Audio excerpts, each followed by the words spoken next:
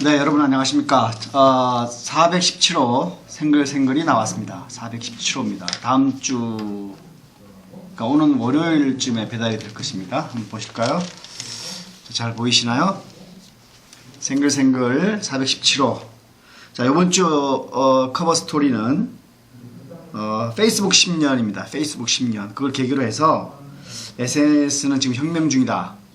그러니까 SNS의 다양한 면을 일단 좀 분석을 했고요. 그리고 페이스북이 10년 동안 어떻게 성장했는지 그거를 4, 5면에다가 실었습니다. 그래서 한번 보여주시면, 여러분 페이스북 좋아하시니까 또 뭐 페이스북 해야 된다 말아야 된다 여러 가지 얘기가 있습니다만, 여러분 공부에 지장이 된다 안 된다. 그래도 이런 부분은 논술이 나올 수 있습니다. 논술고사나 논술 대입에 여러 가지 사회 이론을 주고 현재 나오고 있는 여러 가지 SNS의 현상이나 언론 신문사 보도 내용을 준다든가 발췌를 해서 SNS의 그 장단점을 비교를 한다든가 이런 것이 논술로 나올 수가 있습니다. 그래서 한번 유심히 가지고 다니시면서 커버 스토리를 보시면 여러분 얘기들이라서 재밌기도 합니다. 그래서 봐주시기 바랍니다. 자, 지면별로 한번 볼까요? 자, 커버 스토리는 그렇고요. 자, 이면 또 다시 한번 말씀드리겠는데요. 제가 몸담고 있는 곳이 태셋을 만드는기도 합니다. 경제 2일의 검증시험 태셋 캠프가 있습니다. 2월 말 2월 27, 28, 3월 1일에 캠프를 합니다. 그래서 캠프 참가자를 모집하고 있습니다. 2박 3일입니다. 교수님, 유명한 교수님들 나오시고요. 또 여러 대학 선배들, 상경계, 서울대, 연고대 등 상경계 선배들이 나옵니다. 그래서 좋은 시간 2박 3일 동안 가지시고 경제 배우시고 선배들과 대화도 하시고 그래서 2박 3일 뜻있게 보내고 가시기 바랍니다. 접수를 하고 있습니다. 참가 신청 접수를. 자, 3면에는 요즘 러시아에서 소치 올림픽이 열리고 동계 올림픽이 열리고 있죠. 그래서 그거와 관련된 기사입니다. 올림픽의 저주, 올림픽 저주 아십니까? 올림픽 저주. 올림픽이 열릴 때는 화려하고 멋진데 올림픽 열리고 나면 그 개최 도시가 재정 적자에 허덕여서 큰 어려움을 겪는다는 겁니다. 과거 토리노 올림픽이나 뭐 밴쿠버 올림픽이 대표적인 케이스들인데요. 돈을 너무 많이 써서 그 도시가 뭐 휘청거리는 겁니다. 한마디로. 그래서 이번에 열리는 소치도 그럴 것이다. 소치에 들어간 돈을 보니까 한 55조 원이 됩니다. 55조 원. 와, 많은 돈입니다. 그렇죠? 동계올림픽 치고도 많이 들어간 거고, 하계올림픽 있죠. 규모가 훨씬 큰 하계올림픽보다도 훨씬 많이 들어갔습니다. 그 비교를 보니까 지난번에 2008년에 했던 하계올림픽 베이징에 한 420억 달러가 지출됐다고 합니다. 쓰였다고 합니다. 근데 이번 소치 올림픽에 510억 달러가 들어갔다고 합니다. 그 55조 원인데 약 45조 원 정도. 그러니까 규모는 작은데 소치가 10조 원이 더 들어간 거죠. 그렇죠? 얼마나 규모의 차이가 있냐면 그 경기 자체가 베이징 올림픽에는 302개의 금메달이 걸려 있습니다. 302개. 반면에 소치는 98개에 불과해요. 그러니까 경기 종목 수도 작은 거죠. 그리고 참가국도 그만큼 작다는 얘기입니다. 그죠? 전체적인 규모가 작아요. 소치가. 근데 비용은 어마어마하게 드는 겁니다. 그래서 소치가 이게 얼음 축제인지 뭐 돈 축제인지 모른다. 이런 얘기가 있습니다. 그래서 끝나고 나면 소치가 미친거릴 거다. 이런 얘기가 있습니다. 다행히도 러시아는 뭐 지방자치제가 안 돼 있죠. 그래서 소치 자체는 큰 어려움이 없겠지만 지방자치가 아니어서 뭐 러시아가 아무튼 돈을 많이 썼다 이렇게 분석이 나오고 있습니다. 근데 러시아는 뭐 자국의 힘을 과시하기 위해서 55원 정도는 아니다, 아무것도 아니다 이렇게 생각할 수도 있겠죠. 그런 게 이제 올림픽 저주에 걸린다는 겁니다. 그렇죠?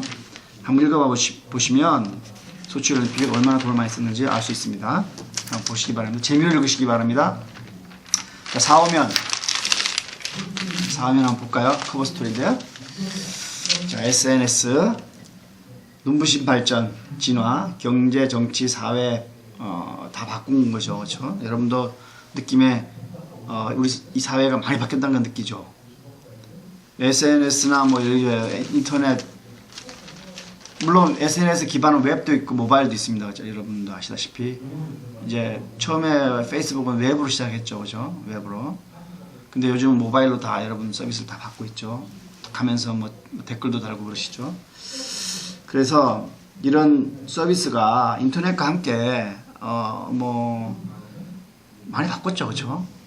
옛날에는 뭐 우리들이 흔히 얘기하는 백과사전을 찾아봤지만 요즘 뭐 위키디피아인가요? 그거 하고 뭐 인터넷 뒤지면 뭐 그게 약간 뭐 오류가 있건 없건 간에 웬만한 건 다 찾아볼 수가 있죠, 비교해서. 이런 정보 시장에서의 그 파워는 이제는 백과사전 시대는 갔죠, 그렇죠? 이제 백과사전, 대백과사전, 그걸 최고로 많이 판 사람이 누군지 아십니까, 우리 한국에? 그게 이제 웅진그룹의 옛날에 윤석금 회장이라고, 그 아주 세일즈의 귀재였어요, 귀재. 얼마나 귀재였냐면 뭐 그거 엄청나게 팔았어요. 그걸 엄청나게 팔아갖고 보니까 한 책을 찾아보니까 전 세계에서 최우수 세일즈맨이었던 브리테니커. 여러분 브리테니커 아시죠? 그 두꺼운 책 쫙 집에 왜 진열해 놓지 않습니까? 뒤에 하나씩 웬만하면 샀죠, 그죠? 그 비싼 거를 책장에 넣으려고.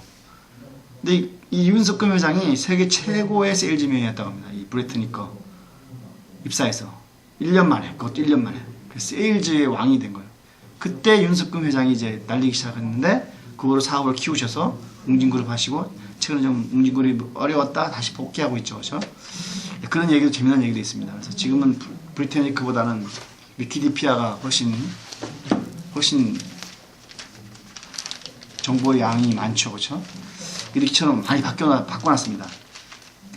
물론 선거에서도 뭐 SNS는 막강 파워를 발휘하고 있고요. 흔히 얘기해서 우리가 뭐 유력자 가설이다 그래갖고 유력자들이 한마디 하면 쫙 퍼지는 거 있지 않습니까? 왜? 그게 사실 같고 전부 다 사실 같고 막 번지고 그러죠. 파워 블로거, 파워 트위터러 뭐 이런 거 있죠. 그런 게 이제 유력자 가설하고 묶어서 이제 설명하라 이런 것도 이제 논술이 나올 수가 있어요. 유력자 가설 이런 것도 써져 있습니다. 그래서 한번 보시고. 요즘은 정보에 뭐 막강한 뭐 영향력의 허브가 이제 뭐 트위터다 뭐 그런 거죠, 그렇죠? 그래서 진짜 뭐 옳은 신념이나 행동 양식 이런 것도 전파합니다만 요즘 잘못된 일그러진 편협한 뭐 이런 것도 많이 번지고 있죠. 그래서 괴담이 많이 번지고 있고 빠른 속도로 번지고 있고 물론 이제 요즘은 많이 적응이 돼서 그 괴담으로 밝혀지는 속도도 좀 빨라지죠, 그렇죠? 그래서 트위터를 안 믿는 사람도 있어요, 그렇죠? 많이 늘었어요. 인터넷에 그냥 한번 보고 말 거지, 뭐 거기에 뭐 옳다 그러다 할 거 못 된다 이런 얘기도 많고, 예 그렇습니다. 한동안 뭐 부정적으로 갔다가 지금 제자리를 찾는 것 같아요. 그다음에 SNS 마케팅 여러분 아시죠?